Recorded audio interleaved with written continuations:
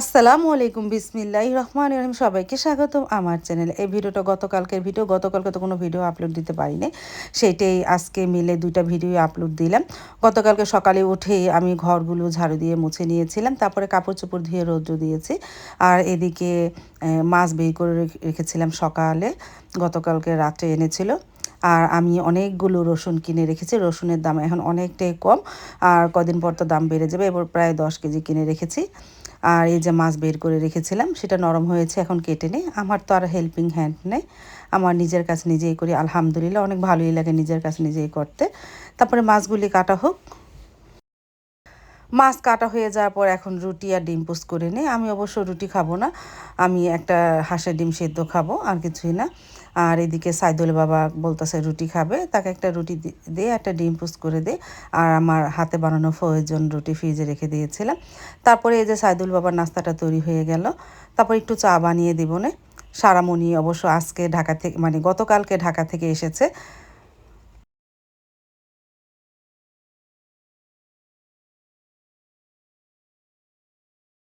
তারপর তো সারামণি চলে আসলো, লাবিব দিয়েতে এসেছে সারামণিকে, ওদের একটু সামাই দিলাম, একটু সামাইও রান্না করেছিলাম।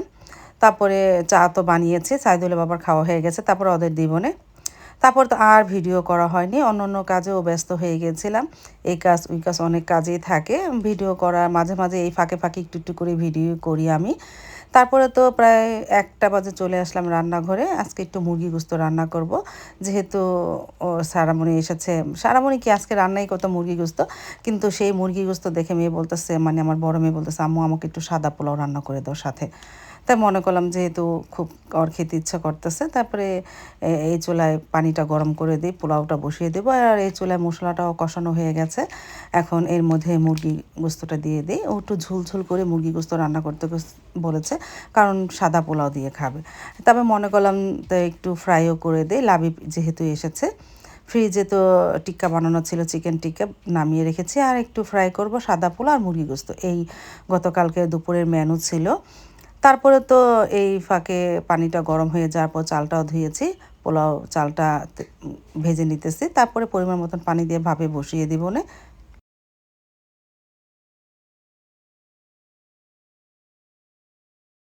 আর পাশের চুলে মুরগি গোস্তর মধ্যে আলুও দিয়ে দিয়েছিলাম, একটু কষানো হয়েছে, এখন পানি দিয়ে দিব। তারপরে তো মুরগি গোস্তটাও রান্না হয়ে গেল, নামিয়ে রেখেছে। মাশাআল্লাহ কালারটাও সুন্দর এসেছে, লাল লাল ঝুল করে। আর এই যে ফ্রিজ থেকে বের করে রেখেছিলাম মুরগির ম্যারিনেট করা ফ্রাইগুলো ভেজে নিব। আর প্রথমে চিকেন টিক্কাগুলো ভেজে নিতেছি, তারপরে চিকেন ফ্রাইগুলো ভেজে নিব না। আর এদিকে সাদা পোলাওটাও হয়ে গেছে। তারপরে তো আস্তে আস্তে সব কিছুই ভেজে নিতেছি।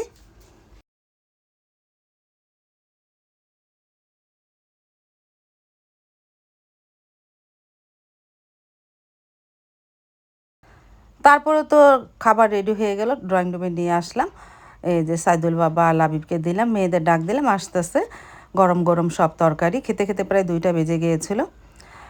শুভ সকাল, এই ভিডিওটা আজকের সকালের ভিডিও। আজকে সকালে খুব সকালেই উঠেছি, প্রায় 5:30 বাজে এসেছি রান্নাঘরে, কারণ আজকে সাবাকে নিয়ে যাব ক্যান্টে। সাবার তো আজ থেকে এসএসসি পরীক্ষা শুরু, এই জন্য সকাল উঠে রান্নাবান্না করে রেখে তারপর ওকে নিয়ে ক্যান্টে যাব। তারপরে ধুন্দুল দিয়ে এই ছোটো ছোটো ট্যাংরা মাছ রান্না করব।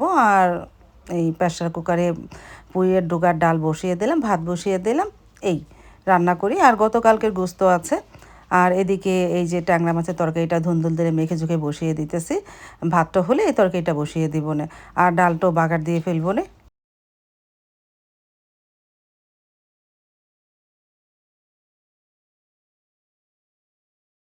তারপরে তো এই যে ট্যাংরা মাছের তরকারিটা আস্তে আস্তে হচ্ছে, আর এদিকে ডালটাও বাগার দিলাম, পেঁয়াজটা ভাজা আর রসুনটা ভেজে নিয়েছিলাম।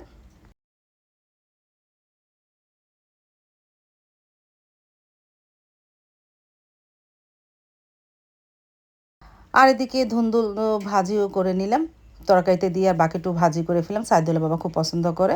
আর এই যে ট্যাংরা মাছের তরকারি, পুঁইয়ের ডোগার ডাল, ভাত, এই সকালে আর দুপুরে খাবে সাইদুল বাবা সকালের নাস্তা।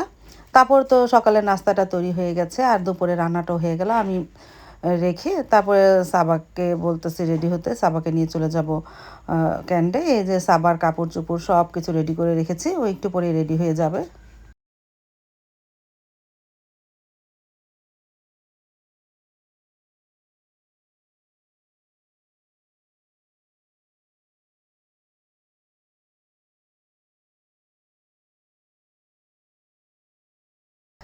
তারপর তো প্রায় ৯টা বাজে বেরিয়ে পড়লাম সাবাকে নিয়ে। এই যে অটোতে উঠে পড়েছি। আমরা যাচ্ছি ক্যান্ডে। রারিকালে সাবার ক্যান্ডো পড়েছে। ও তো ভাগ্যকুল স্কুলের স্টুডেন্ট। রারিকালে ক্যান্ডো পড়েছে।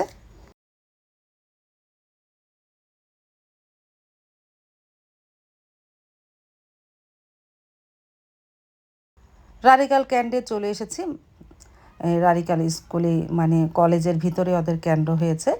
সেখানে চলে এসেছি। অনেক দূরে দাঁড়িয়ে আছে। এখন তুইও গেট খোলেনি। গেটটা খুলে আমরা ভিতরে আমি যাব না, সাবা যাবে পরীক্ষা দিতে।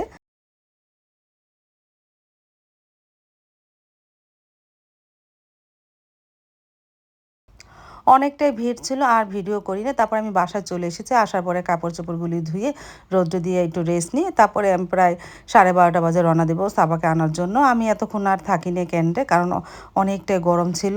বরকা বরাচ্ছিলাম। এজন্য ভালো লাগতেছিল না। বাসায় চলে এসেছি। তারপরে এখন দেখো ঘড়িতে কয়টা বাজে? 11:05 বাজে। আমি আরও ঘন্টাখানিক পর রওনা দিব। তারপরে তো প্রায় 12:30 বাজে রওনা দিয়ে যাচ্ছি ক্যান্টে সাবাকে নিয়ে আসার জন্য।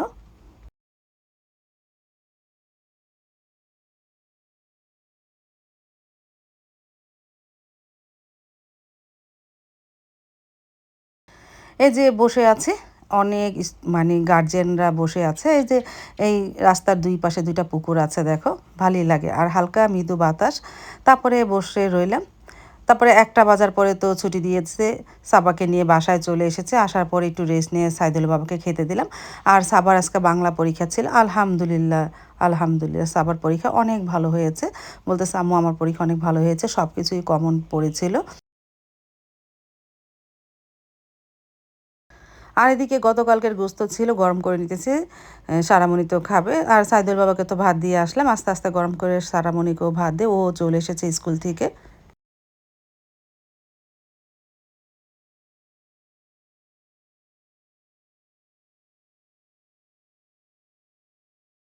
দুপুরে খাওয়া দাওয়ার পরে তো আর ভিডিও করা হয়নি, যে গরম পড়েছে আর কি ভিডিও করব। তারপরে বিকেল দিক দিয়ে সাবা ঘুম থেকে উঠে বলতেছে একটু নুডলস রান্না করে দাও। তারপরে ঘরে রামেন ছিল, বলতেছে আমি রামেনই খাবো। তারপরে সেটাকে সিদ্ধ করে এই যে সস দিয়ে রামেন খেলো, অনেক ঝাল। আমি তো একটু খেয়ে আর খেতে পারি না। ও কিভাবে যে খায়, ওর কাছে যে কি ভালো লাগে ঝাল। তারপরে ওই খেলো, আমি একটু খেলাম।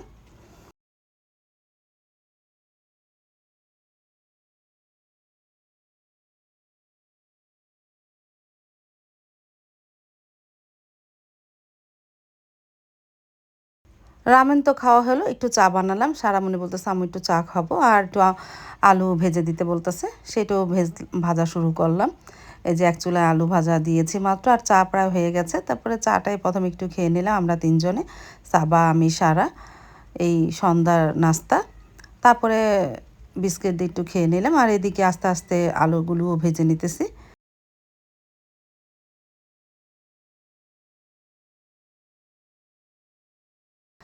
আর এদিকে আলুগুলোও ভাজা হয়ে গেল। এই সন্ধ্যার একটা নাস্তা দিয়ে ওদের খাইয়ে তারপরে পড়তে বসাবো। তারপর আলুগুলো মাশাআল্লাহ ভালোই মচমচে হয়েছিল।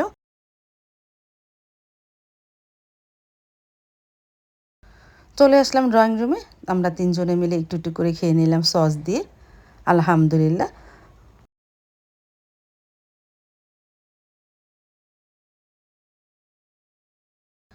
আজ তাহলে এ পর্যন্ত, দেখা হবে আগামীকালকে নতুন আরেকটা ব্লগ নিয়ে। আল্লাহ হাফেজ। আসসালামু আলাইকুম।